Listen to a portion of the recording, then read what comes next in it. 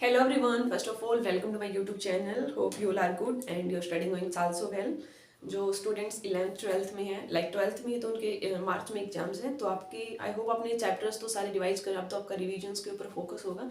तो हमने 12th में लाइक सॉल्यूशंस हमने कर लिया, कंप्लीट चैप्टर्स किया था, हेलो एल्केन्स हमने कर लिया, कोऑर्डिनेशंस कंपाउंड्स, तो 3 to 4 चैप्टर्स तो हमने कर लिए हैं। वैसे आपका सिलेबस तो ऑलमोस्ट हो चुका होगा, और प्रैक्टिकल्स के लिए भी हमने वीडियोस बना दी थी, और 2 वीडियोस तो ऑलरेडी भी अपलोडेड हैं, तो प्रैक्टिकल्स के भी आपके 3 वीडियोस हो चुके हैं। जितने भी इंपॉर्टेंट क्वेश्चन थे सभी को हमने डिस्कशन कर लिया है, ठीक है। तो आज की वीडियोस में जैसे कुछ स्टूडेंट्स कहते हैं मैम जो इंपॉर्टेंट टॉपिक हैं, जैसे आपके चैप्टर्स हैं उनमें से क्या क्वेश्चन आ सकते हैं, तो उनको हम डिस्कशन करेंगे कि कौन से क्वेश्चन आपके आ सकते हैं। लाइक फर्स्ट हम चलते हैं, आपका क्लास 12th की हम बात करें, ठीक है। क्लास 12th में फर्स्ट चैप्टर जैसे आपका सॉल्यूशन है, ठीक है। तो हम आपको जैसे बताएंगे कि सॉल्यूशंस में कौन से इंपॉर्टेंट चैप्टर आ सकते हैं। फिर आपका जैसे केमिकल काइनेटिक्स है, ठीक है, केमिकल काइनेटिक्स है, उसमें कौन से चैप्टर आ सकते हैं। इलेक्ट्रोकेमिस्ट्री का हम देखेंगे, इलेक्ट्रोकेमिस्ट्री में कौन से चैप्टर आ सकते हैं आपके, ठीक है। हेलो अल्कीन वाला देखेंगे, कोऑर्डिनेशन से देखेंगे हम। जो भी इंपॉर्टेंट चैप्टर है सभी का एक बार आपको बता देंगे कि ये तो आपको करने ही है, वहां से तो क्वेश्चन फिक्स ही होते हैं। वैसे तो आप कंप्लीट चैप्टर्स को पढ़ते हो ना, तो नॉलेजफुल तो है, क्योंकि आपको नॉलेज मिलेगी। अकेला देखो, कई बार स्टूडेंट्स की ये हो जाती है कि वो सिर्फ एग्जाम्स में मार्क्स लेने के लिए पढ़ते हैं, कई बार हमें नॉलेज के लिए। अब एग्जाम टाइम है तो ये तो है नहीं कि आप स्टार्टिंग से डीप में, अगर आपने चैप्टर बिल्कुल ही स्टार्ट नहीं किया तो डीप से पढ़ना, तो आपका एक ही चैप्टर नहीं हो पाएगा। तो एग्जाम टाइम में तो आपका इंटेंशन यही रहनी चाहिए कि कम टाइम में आप कैसे ज़्यादा से ज़्यादा रिवाइज कर पाओ, जितनी थिंग्स आपने की है ना उसी को अच्छा करो। क्योंकि एक आधे चैप्टर्स अगर नहीं भी करोगे तो आपका ऑप्शन मिलता है, तो आप उसको स्किप आउट भी कर सकते हो, ठीक है। लेकिन जितने चैप्टर्स आप कर रहे हो तो वो तो एटलीस्ट अच्छे करो कि जो आने वाले क्वेश्चन उनको तो आप एबल कर पाओ क्वेश्चन को सॉल्यूशन। अब जैसे हमने सॉल्यूशन चैप्टर किया था तो इसमें हमने बेसिक्स भी सीखा था, एडवांस के जो टॉपिक्स थे सभी को कर लिया था। अब आप ये देखो कि सॉल्यूशंस में क्या इंपॉर्टेंट है जो आने वाला है। सबसे पहले हम बात करें तो सॉल्यूशंस से आपके सबसे इंपॉर्टेंट है आपकी कंसंट्रेशन की यूनिट, जैसे मोलरिटी थी, मोलिलिटी है, मोल फ्रैक्शन है और नॉर्मलिटी। ये चारों को बहुत अच्छे से कर लेना आपको। इन सभी के क्वेश्चंस देखो और एक को न्यूमेरिकल्स लो, इनको प्रैक्टिस है, क्योंकि सॉल्यूशन से न्यूमेरिकल आ जाते हैं। सॉल्यूशन हो गया, इलेक्ट्रोकेमिस्ट्री होगा, वहां से न्यूमेरिकल फिक्स ही होते हैं। तो वहां न्यूमेरिकल्स 2 ही टाइप्स हैं, या तो आपके जैसे मोलरिटी, नॉर्मलिटी, मोलिलिटी, मोल फ्रैक्शंस। तो यहाँ कंसंट्रेशन की जो यूनिट है इनसे क्वेश्चन पूछे जाएंगे आपसे। तो सभी का आपका फार्मूला क्या उनकी यूनिट होती है, कैसे आप न्यूमेरिकल आ जाए तो कैसे आप सोल्व करोगे, ये थिंग्स आपने देख ली। फिर इसमें सबसे इंपॉर्टेंट एक होती है कोलिगेटिव प्रॉपर्टी, वहां से क्वेश्चन आ सकता है। 5 मार्क्स का लेंथ क्वेश्चन की बात करें तो वो बन सकता है आपका कोलिगेटिव 4 हमने डिस्कस की थी कि डिप्रेशन इन फ्रीजिंग पॉइंट क्या होता है, एलिवेशन इन बॉइलिंग पॉइंट क्या होता है, relative low in boiling pressure, osmotic pressure, ये 4 ही। तो कोलिगेटिव प्रॉपर्टी काफी इंपॉर्टेंट है इसमें। फिर आपका इसमें 2 लॉ हैं, हेनरी लॉ, व्हाइट्स लॉ, आपको देखना है। आइडियल और नॉन आइडियल में डिफरेंस, और एजोट्रोप्स 2 मार्क्स में पूछ सकता है आपको। तो इतनी थिंग्स को तो बहुत अच्छे से कर लेना है आपको, ये पूछ सकते हैं आपसे। और 2 मार्क्स में ये भी पूछ सकता है कि सोल्युबिलिटी कौन से फैक्टर पे डिपेंड करती है, तो सोल्युबिलिटी का आपको पता होना चाहिए। ये थिंग्स हम कर, ये तो इतना फिक्स करना ही है, यहाँ से क्वेश्चन मिल ही जाएगा आपको। अब चलते हैं हम सेकंड, जैसे आपका केमिकल काइनेटिक्स। तो हमने बताया था केमिकल काइनेटिक्स में हम क्या करते हैं, जैसे रिएक्शंस का रेट डिटर्मिनेशन। तो सबसे इंपॉर्टेंट है रेट, जैसे आप 0 ऑर्डर है, फर्स्ट है या सेकंड ऑर्डर, सभी का आपको हाफ लाइफ कैलकुलेट करना, और रेट की जो के वैल्यू है वो कैलकुलेट करनी आनी चाहिए, ठीक है। तो आपसे अगर 3 मार्क्स में क्वेश्चन आ रहा है तो आपसे निकालना भी पूछ सकता है, इंटीग्रेटेड रेट लो, फर्स्ट लॉ के लिए बताइए, 0 के लिए बताइए, सेकंड लॉज के लिए बताइए, ठीक है। तो ये आपसे पूछ सकते हैं क्वेश्चंस का। तो रेट ला का आपको आइडिया होगा। फिर आपको हाफ लाइफ टाइम है, हाफ लाइफ टाइम से क्वेश्चन डायरेक्ट भी, जैसे आपका फर्स्ट ऑर्डर में कैसे, और इनकी यूनिट भी पता होनी चाहिए आपको कैसे डिपेंड करेंगी। और एरनेस इक्वेशंस है, उसका भी आइडिया, वहां से क्वेश्चन पूछ सकते हैं, a इक्वल टू ई की पावर माइनस a/8। तो वहां से डायरेक्ट आपको प्रूव करना पूछ ले, या न्यूमेरिकल्स भी आ जाएं तो आपको वो भी पता होना चाहिए। तो केमिकल काइनेटिक्स में जितने भी ऑर्डर है, 0 order, first order, second order, सबका रेट कांस्टेंट की वैल्यू पता होना चाहिए, हाफ लाइफ कैसे कैलकुलेट करोगे। और 2 मार्क्स में क्वेश्चन इसमें पूछा जाता है ऑर्डर और मोलिकुलरिटी में डिफरेंस पूछा जाता है, ये मैंने भी। और लॉ ऑफ मास एक्शंस क्या होते हैं, तो ये क्वेश्चंस तो करनी है। कई बार बिल्कुल सिंपल क्वेश्चन भी पूछ लेते हैं, इक्वेशंस दे देंगे आपको, बोलेंगे कि रेट लो लिख के दिखाओ, तो आपको कंसंट्रेशन की कैसे लिखते हो, रिएक्टेंट की कैसे लिखोगे, प्रोडक्ट की कैसे लिखोगे आप, law of mass actions, order और मोलिकुलरिटी में अगर जैसे मान लो 2 मार्क्स आ जाता है, 2 मार्क्स में उनका डिफरेंस आ गया, तो आपको 3 to 4 पॉइंट को डिस्क्राइब करना है, विद एन एग्जांपल्स लेके बताओगे। सूडो ऑर्डर है वो इतना नहीं पूछा जाता, फिर भी अगर आपने डिवाइड कर रखा है तो ठीक बात है, ये तो आपको अच्छे से कर ही लेना है। तो हमने इलेक्ट्रोकेमिकल काइनेटिक्स का देख लिया। फिर हम चलते हैं इलेक्ट्रोकेमिस्ट्री। तो इलेक्ट्रोकेमिस्ट्री में न्यूमेरिकल्स की हम बात करें तो आपको ई नोट सेल कैलकुलेट करना आएगा, जो फॉर्मूला कैथोड माइनस एनोड ये आएगा, और सबसे इंपॉर्टेंट नर्नस इक्वेशंस, यहाँ से क्वेश्चन पूछा जाएगा आपका, और कंडक्टेंस वाले से, ठीक है। और यहाँ पे जैसे आपने तो भी पढ़ी है कि इलेक्ट्रोकेमिकल सेल में हमने इलेक्ट्रोलिटिक सेल्स आपने पढ़ी, वोलेटिक जो सेल्स थी उनके बारे में, और 2 मार्क्स में यहाँ पे साल्ट ब्रिज क्वेश्चन आ सकता है कि साल्ट ब्रिज का क्या काम होता है, न्यूट्रलिटी को कैसे मेंटेन करते। 3 to 4 पॉइंट है साल्ट ब्रिज के, उसकी भी नॉलेज आपको होनी चाहिए इसके अंदर इलेक्ट्रोकेमिस्ट्री वाले में।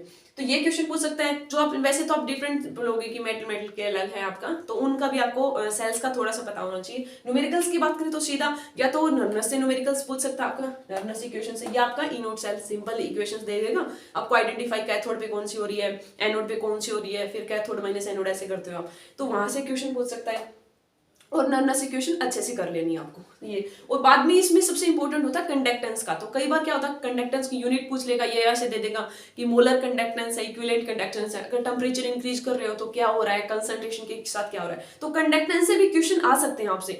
कई बार वो न्यूमेरिकल्स देना तो उसमें दे देगा जैसे आपका स्पेसिफिक कंडक्टेंस है, मोलर कंडक्टेंस और सेल कांस्टेंट, तो उनका रिलेशंस भी होता है, तो वहां से आप कैसे आइडेंटिफाई करोगे, यूनिट से क्वेश्चन पूछ ले, तो कंडक्टेंस वाला भी एक इंपॉर्टेंट होता है, यहाँ से क्वेश्चन पूछ सकता है, तो अच्छे से कर लेना आपको इलेक्ट्रोकेमिस्ट्री में, ठीक है। अब हमने ये कर लिया सॉल्यूशंस था, केमिकल काइनेटिक्स, इलेक्ट्रो ये होता है आपका, और इसमें आपका और कौन सी यूनिट आती है, पी ब्लॉक। हाँ पी ब्लॉक है, वो भी वहां से क्वेश्चन देखें तो इलेक्ट्रॉनिक कॉन्फ़िगरेशंस तो डायरेक्ट नहीं पूछेगा, वहां पे आपसे पूछ सकता है, एक तो रिएक्शन से क्वेश्चन पूछेगा, इनर्ट पेयर इफेक्ट से क्वेश्चन जरूर आ जाता है कई बार, लाइक आपको ही दे दिया कि जैसे नाइट्रोजन है, फॉस्फोरस, आर्सेनिक, एंटीमनी, बिस्मिथ, तो ये बोल दिया आपको कि जो बिस्मिथ होता है ना उसकी +3 ज्यादा स्टेबल है बिस्मिथ +5 में, कौन सी ज्यादा स्टेबल है, तो आप बताओगे कि 3 वाली 5 वाली नहीं होती, क्योंकि यहाँ पे इनर्ट पेयर इफेक्ट, तो ये एस वाले पार्टिसिपेट करना ही बंद कर देते हैं, तो आपके इस स्टेबिलिटी से क्वेश्चन, इनर्ट पेयर इफेक्ट से क्वेश्चन पूछ सकता है आपका पी ब्लॉक से, वहां से वेरी ऑक्सीडेशन स्टेट से पूछ ले, या रिएक्शंस करवा देगा आपको, ठीक है, ये पूछ सकता है। और वैसे फोस्फोरस में देखें तो जैसे हम जो एसिड्स पढ़ते हैं फोस्फोरस की, तो वहां से बेसिसिटी से क्वेश्चन आ जा, या नाम से भी पूछ ले, वैसे ही सल्फ्यूरिक एसिड के में देखे, तो ये काफी इंपॉर्टेंट है, यहाँ से क्वेश्चन आ सकते हैं आपके पी ब्लॉक्स में। अगर डी ब्लॉक और हम जैसे अब ब्लॉक की बात करें तो डी ब्लॉक में एक तो मैग्नेटिक मोमेंटम क्वेश्चन आ सकता है वहां पर, तो आपको हमने बताया था कि जैसे एस है पी ब्लॉक, और डी ब्लॉक की फर्स्ट तो आपको आनी चाहिए, 12 तक आपकी फर्स्ट है, जो 21 से 30 होती है आपकी, scandium, titanium, vanadium, chromium, manganese, iron, cobalt, nickel, copper, zinc, ये आपको माइंड में पता होना चाहिए, क्या एटॉमिक नंबर है, क्या इलेक्ट्रॉनिक कॉन्फ़िगरेशन है, क्योंकि मैग्नेटिक मोमेंट के क्वेश्चन आप तभी सोल्व कर पाओगे तब आपको इलेक्ट्रॉनिक कॉन्फ़िगरेशन पता होगी, वहां से कैलकुलेट करोगे। एफ ब्लॉक में क्वेश्चन लेंथेनाइड एक्टिनाइड से फिक्स होता है, 2 मार्क्स में क्वेश्चन पूछ लेता है कि डिफाइन लेंथेनाइड कॉन्ट्रैक्शन क्या होता है, एक्टिनाइड कॉन्ट्रैक्शंस क्या होता है, आपको बताना है कि लेंथेनाइड कॉन्ट्रैक्शंस में जैसे 4F में हम बोलते हैं ना पुअर शील्डिंग इफेक्ट होता है आपका, तो सेल कम कर पाता है, तो रेडियस ज्यादा डिक्रीजमेंट हमें देखने को मिलता है, तो इससे क्या कॉन्सिक्वेंस भी, तो अगर 3 मार्क्स में पूछ रहे तो डिफाइन करेगा लेंथेनाइड कॉन्ट्रैक्शन क्या होता है, एक्टिनाइड कौन सा ज्यादा लगता है, और आपका उसके क्या कॉन्सिक्वेंस है, जैसे बेसिसिटी पे क्या इफेक्ट हो रहा है, साइज पे क्या इफेक्ट हो रहा है, न्यूट्रिशन एनर्जी पे, तो ये फैक्टर को भी आपको एक्सप्लेन करना है, ठीक है, काफी इंपॉर्टेंट है, वहां से क्वेश्चन पूछे जा सकते हैं आपके। ये हम एफ ब्लॉक की बात कर रहे हैं। कई बार आपका वेरिएबल ऑक्सीडेशन स्टेट से पूछ लेगा कि एक्टिनोड कौन सी शो करते हैं, कॉमन ऑक्सीडेशन स्टेट लेंथेनाइड कौन सी करते हैं, ठीक है, सीरियम वगैरह, ये आप देख सकते हो। तो हमने जैसे पी ब्लॉक का देख लिया, आपका डी और एफ ब्लॉक से क्वेश्चन का हो गया है। फिर हम चलते हैं जैसे हेलो एल्कीन हेलो एरीन्स हमने किया था, तो हेलो एल्कीन हेलो एरीन्स में क्या था कि जो भी इंपॉर्टेंट नेम रिएक्शंस हमने डिस्कस की थी वो काफी इंपॉर्टेंट है आपकी। एक तो प्रिपरेशन से डायरेक्ट क्वेश्चन आ रहा है अगर 3 मार्क्स में, तो आप सीधा अल्कोहल से या अल्काइल मतलब एल्कीन्स लेके प्रिपरेशन कर सकते हो, या वो स्पेसिफिक नेम देके बोल सकता है, जैसे आपका मार्कोनिक रूल आ गया, वहां जैसे क्या करते हो आप मार्कोनिक रूल में, जैसे आपका सिंपल एल्कीन होती है और वहां पे अल्काइल लाइड आप डालते हो मालेज, तो हम क्या करते हैं उसमें, ये तो सिमेट्रिकल है कहीं भी लगा दोगे, अगर अनसिमेट्रिकल होती तो हम क्या करते हैं कि नेगेटिव पार्ट लेसर नंबर जिसके पास हाइड्रोजन कम होते हैं वहां जाता है पॉजिटिव। अगर जैसे आपका सीबीएसई बोर्ड है तो वहां पे आपको इसका रिवीजन भी पूछ सकता है, बट एचबीएसई हरियाणा बोर्ड के अंदर तो डायरेक्ट आपको पूछेगा मार्कोनिक रूल, एंटी मार्कोनिक, कौन मेजर कौन माइनर, वहां से। बट इसके अगर हम आपको माइंड में भी क्वेश्चन आते होंगे कि मार्कोनिक में नेगेटिव पार्ट लेसर नंबर वाले के पास ही क्यों जाता है, वो ज्यादा स्टेबल क्यों होता है, व्हाट्स रीजन बिहाइंड दिस, तो उसका रीजन आप देखोगे कार्बोकेटाइन स्टेबिलिटी। आपने देखा होगा कि कहीं भी इंटरमीडिएट रिएक्शंस में बन रहा होता है ना, तो अगर कार्बोकेटाइन है तो वहाँ पे स्टेबिलिटी चेक करनी देखती है। तो कार्बोकेटाइन में हमेशा रीअरेंजमेंट होने की, जब आप उसमें अगर दोनों आप करके देखना, यहाँ पे आपके बुक्स में भी है और वैसे भी आप खुद से ट्राई करके देखना कि जब अल्काइल को डाल रहे हो तो एक में सेकेंडरी कार्बोकेटाइन बन रहा है, एक में टर्शियरी बन रहा है, लाइक एक में प्राइमरी। तो टर्शियरी कार्बोकेटाइन मोर स्टेबल होता है। और ये स्टेबल क्यों होता है, इसकी हमने जो जीओसी की लास्ट वीडियो डिस्कस की थी उसकी हेल्प से आप बता सकते हो। इलेक्ट्रॉनिक इफेक्ट्स है, हम बताते हैं कि माइनस आई किसकी स्टेबिलिटी इंक्रीज कर रहा है, प्लस आई किसकी स्टेबिलिटी को इंक्रीज कर रहा है। ठीक है, अब हमने ये कर लिया। तो मार्कोनिक है, एंटी मार्कोनिक है, जैसे जो पेरोक्साइड इफेक्ट में ये। और यहाँ से क्वेश्चन सेट्सम रूल से भी आ सकता है, डायरेक्ट ना देके आपको खुद का बताना। अल्कीन है, 2 अल्कीन दे रखी है, प्रोडक्ट बना दिया, पूछ लिया मेजर और माइनर, एक्सप्लेन करो, इट्स एविडेंट। तो सेट्सम रूल क्या कहता है कि मोर अल्काइलिटी ज्यादा फेवर करता है, उसमें भी रीअरेंजमेंट ही होता है आपका। ठीक है, तो वहां से भी क्वेश्चन आपका पूछ सकता है, डायरेक्ट प्रिपरेशन। अब मान ली हेलोअल्कीन हेलोअरीन है, हेलोअरीन पूछ लिया कि वो लेस न्यूक्लियोफिलिक क्यों होती है। आपका इलेक्ट्रोफिलिक सब्स्टिट्यूशन पूछ लिया, जैसे हम बेंजीन है उसमें Cl2 डाल दिया, आपने Br2 डाल दिया, इलेक्ट्रोफिलिक सब्स्टिट्यूशन दिखा देते हैं। मैकेनिज्म्स क्या है उसका, तो मैंने करवा रखा है कि 3 स्टेप्स होते हैं, जर्नेशन करते हो इलेक्ट्रोफाइल का, फिर आप कार्बोकेटाइन की जो भी फॉर्मेशन करते हो, फिर एब्स्ट्रैक्शन करते हो प्रोटॉन का इंटरमीडिएट से, फिर फाइनल प्रोडक्ट की फॉर्मेशन हो जाती है। तो ये इंपॉर्टेंट रिएक्शन से आपसे क्वेश्चन पूछ सकते हैं। इसमें डायरेक्ट जो नेमिंग रिएक्शंस हैं वो नाम से ही पूछेंगे, मैकेनिज्म्स तो आपका नहीं पूछा जाता जो आपके बोर्ड्स एग्जाम्स होते हैं वहां पे।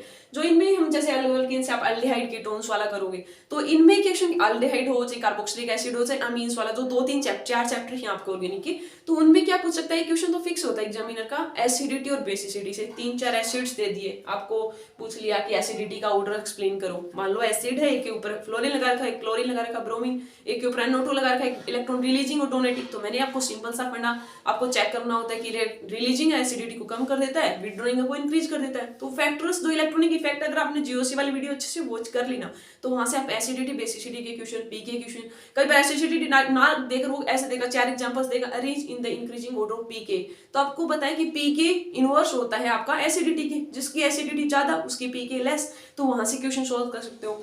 कई बार वो क्या करता है कि अमीन्स है ना, हमने 2 पढ़े हैं वहां पे बेसिसिटी, एक तो गैसियस फेज में टर्शरी ज्यादा इंडक्टिव इफेक्ट मोर हो जाता है आपका, ये आपका एक्वस में हाइड्रोजन बॉन्डिंग वाला, तो कौन ज्यादा स्टेबल, तो उनका ऑर्डर आपसे पूछ सकते हैं। तो एसिडिटी बेसिसिटी का क्वेश्चन, और जो नेम से रिएक्शंस आपकी आपसे वो पूछ सकता है। जैसे इनमें रिएक्शंस जो मैंने करवाई थी इंपॉर्टेंट, कोल्बे इलेक्ट्रोलाइटिक है आपका, रिमर रिएक्शन है, डाउस प्रोसेस हम जो करते हैं, ठीक है। और भी क्या, बाल साइमन रिएक्शन है जहाँ से फ्लोरोबेंजीन हम प्रिपरेशन करते हैं, गटरमैन कोच रिएक्शंस है, वुड्स रिएक्शन, वुड्स फीटिंग। तो इनकी आप क्या करो, अभी तो आपके पास टाइम नहीं, अगर बना रखें तो सबसे अच्छी बात है। और इनकी जितनी भी इंपॉर्टेंट नेम रिएक्शन है ना, उनका रिएक्टेंट क्या है, प्रोडक्ट क्या, रिएजेंट, बस इतना ही देख लो।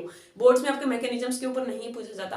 कंपिटिटिव एग्जाम्स होते हैं, लाइक IIT JEE हो या अदर एग्जाम्स का एग्जाम हो, तो उनमें आपसे पूछ लेता है कि इंटरमीडिएट क्या, इलेक्ट्रोफाइल कौन बन रहा है, कैसे अटैक हो रहा है, ये थिंग्स। बोर्ड के लिए सिंपल आपको नेम रिएक्शन में पता होना चाहिए कि जैसे रिमर्टिंग में हो तो उसमें क्या बनाते हो आप, कोल्बे इलेक्ट्रोलाइटिक में क्या बनाते हो, ठीक है। हर एक रिएक्शंस के लिए हम ऐसे तो लर्न नहीं कर सकते, बस ये आइडिया, रिएक्टेंट क्या लेते हो, प्रोडक्ट क्या बनाते हो, रिएजेंट्स का थोड़ा आइडिया होना चाहिए कि क्या किसकी हेल्प से मैकेनिज्म, फिर आप कर भी सकते हो अगर थोड़ी सी अपनी इलेक्ट्रॉनिक इफेक्ट्स का आपको आइडिया है तो। हेलो अल्केन्स वाले चैप्टर्स में हो गया। फिर आप जैसे बायोमोलिक्यूल्स, उसके अंदर आपसे ग्लूकोज है, एक तो क्वेश्चन ब्यूटा रोटेशन का तो सबसे फिक्स रहता है, क्वेश्चन पूछ सकता है डिफाइन ब्यूटा रोटेशन, ये क्वेश्चन पूछ सकता है इन्वर्जन ऑफ शुगर, आपका इनवर्ट शुगर किसको बोलते हैं, सुक्रोज को, ग्लूकोज फ्रैक्टोज में टूटता है, तो कैसे आप बताओगे उसको, एक्सप्लेन करोगे, वहां से क्वेश्चन पूछ सकते हैं आपका। या आप जो मेथड्स देखते हो ना अलग अलग, जैसे इरिथ्रोथ्रियोज है, वहां से क्वेश्चन पूछ सकता है। और डिटर्मिनेशन के लिए हम करते हैं ना एल्डिहाइड के जो अल्काइल ग्रुप, वहां से क्वेश्चन पूछ सकता है आपका। ग्लूकोज फ्रैक्टोज, इनकी स्ट्रक्चर्स का आपको आइडिया होना चाहिए कि कैसे स्ट्रक्चर्स होती हैं इनमें, जो बायोमोलिक्यूल्स के इंपॉर्टेंट। फिर लास्ट में तो ड्रग्स वाला है, तो उसमें तो इतना ये है कि ड्रग्स तो काफी हो जाती हैं, तो लर्न करना पहले, अगर आपने सारे चैप्टर्स कर लिया, अगर फिर भी आप 2 चैप्टर्स भी छोड़ रहे हो, कंप्लीट चैप्टर मान लो आपको 15 है फॉर एग्जाम्पल, तो आपने 2 छोड़ भी दिए, 13 अगर अच्छे से हैं तो आप कर दोगे पूरा एग्जाम, सबका पॉसिबिलिटी है कि पूरा हो कर सकते हो आप, क्योंकि इतना आपको ऑप्शन मिल जाता है, ठीक है। तो ये हमने थिंग्स कर लिया, वो एक आधे चैप्टर्स रह गए होंगे जो भी इंपॉर्टेंट आपको लगता है आपको टीचर्स ने भी करवाए होंगे। तो बस आपको अभी इस टाइम पे ये नहीं करना है कि हमें जो टॉपिक बिल्कुल भी नहीं आ रहा है उसको आप रिवाइज करने बैठ रहे हो, तो वो नहीं हो पाएगा आपसे। अभी आपको करना है जितना भी कर उसको रिवाइज करो, क्योंकि हम ऐसे तो नहीं कि एक बार पढ़ लिया तो वो याद ही रह जाएगा, तो आपको रिवाइज करते रहना है, तभी हमारा माइंड उसको रिकैप कर पाएगा एग्जाम के ड्यूरिंग, ठीक है। तो इस वीडियोस में तो यही था। अब इसके बाद जैसे कुछ स्टूडेंट्स MSc के लिए भी बोल रहे थे, कुछ कॉम्पिटिटिव एग्जाम्स के लिए, तो हम देख रहे हैं कि कौन सी सीरीज को स्टार्ट की जाए एक न्यू वे से, ठीक है। तो उसके ऊपर वीडियोस, अब तो स्टूडेंट्स के 12th का एग्जाम था, तो इसलिए हमने ये चैप्टर्स डाल दिए थे। अभी भी हमें लगेगा कि कोई 1-2 चैप्टर्स ऐसे हैं जो इंपॉर्टेंट हैं, हम करवा सकते हैं, ठीक है। तो हम ट्राई करेंगे उसके ऊपर भी वीडियोस बनाने की, ठीक है। तब तक आप पढ़ते रहिए, और कुछ भी क्यूरी लगती है तो आप वो मेल के थ्रू या कमेंट के थ्रू पूछ सकते हो। Thank you and happy learning.